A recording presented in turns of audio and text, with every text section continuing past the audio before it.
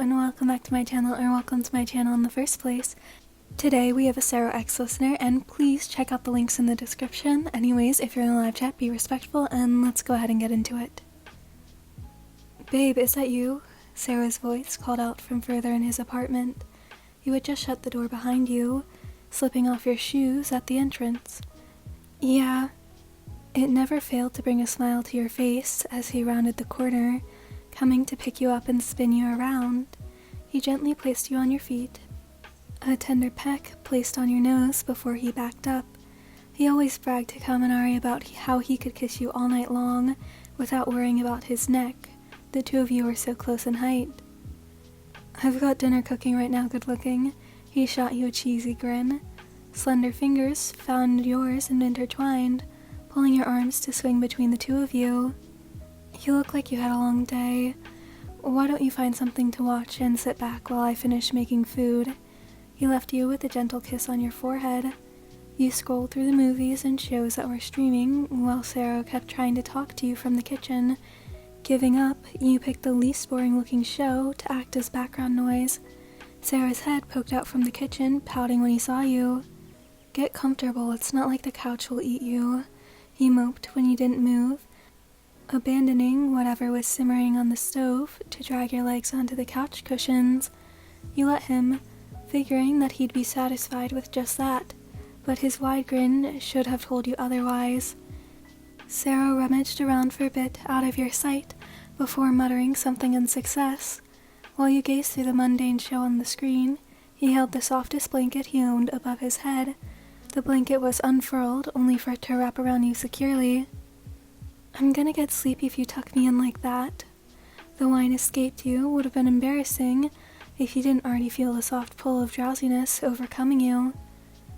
Good, you look like you could use a nap, he called as he walked back to the kitchen, his smile soft and secret to everyone but you. It could have been minutes or hours that you sat there, staring off into space as you drifted between awareness and sleep.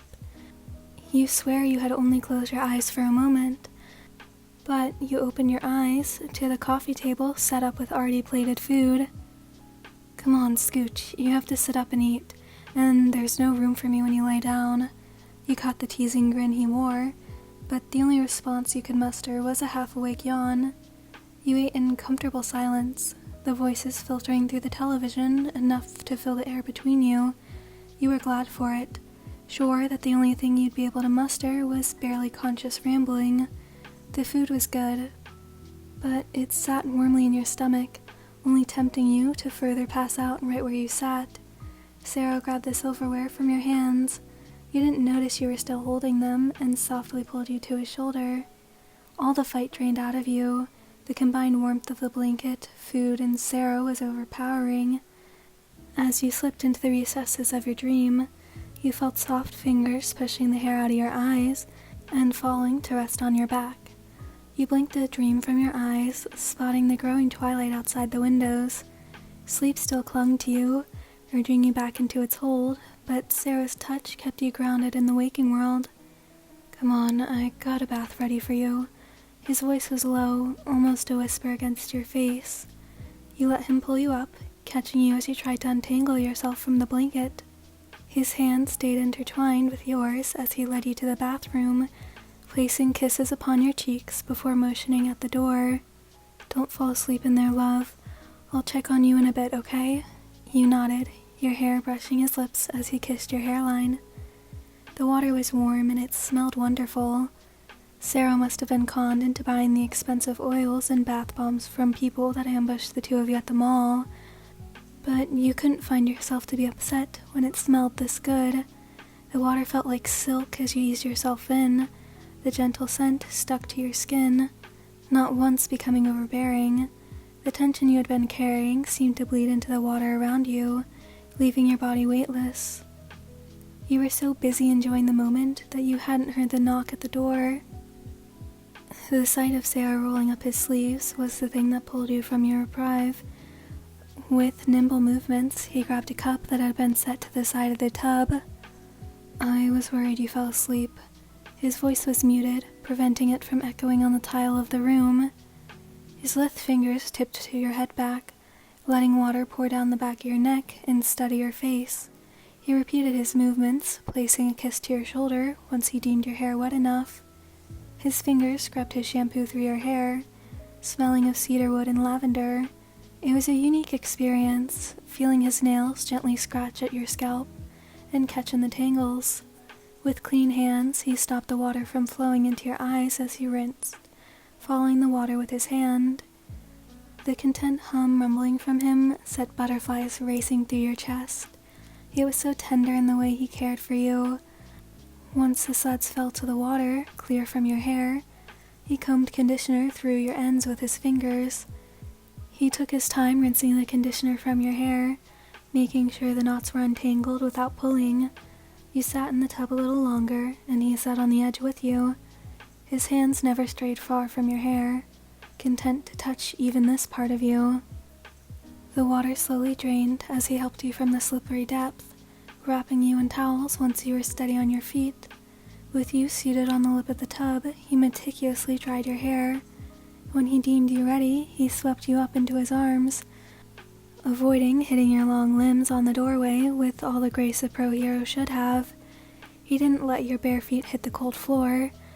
Instead, choosing to place you on his bed, you watched his back as he rummaged through his clothes, finding a pair of shorts and a baggy tee for you to slip into. With you appropriately dressed, he ushered you under the covers, slipping in next to you.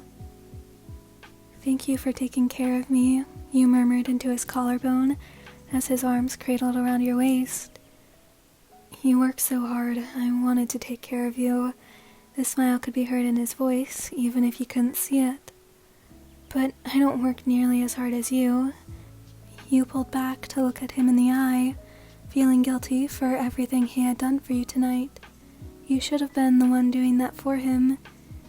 He didn't look away from your eyes as he brought your hand up to his face. "These are the fingers that wipe the tears from my eyes after every bad day. The fingers that have butchered themselves trying to make my favorite food." He placed a gentle kiss on each finger. "These are the hands that hold me together when I can't do it myself." A single kiss is placed on your palm.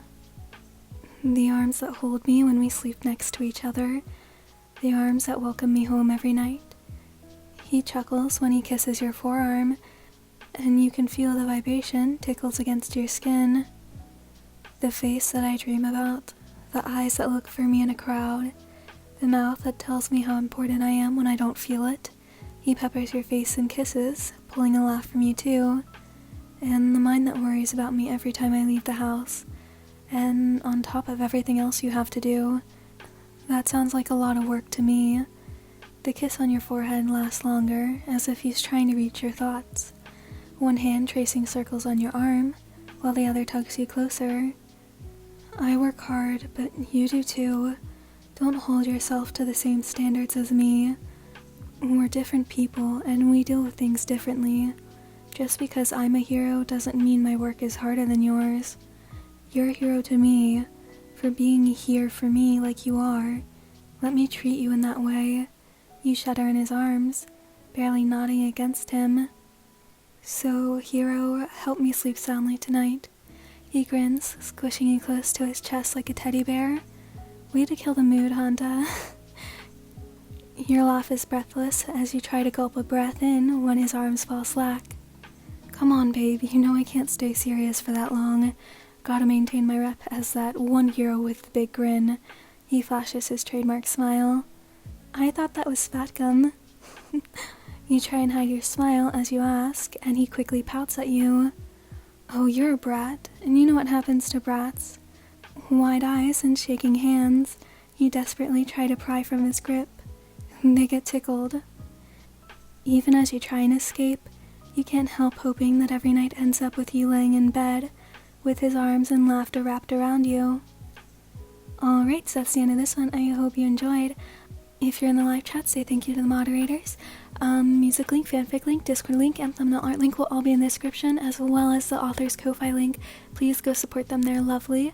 I hope to see you in the next one, and I hope you have a great rest of your day, night, whatever. Goodbye!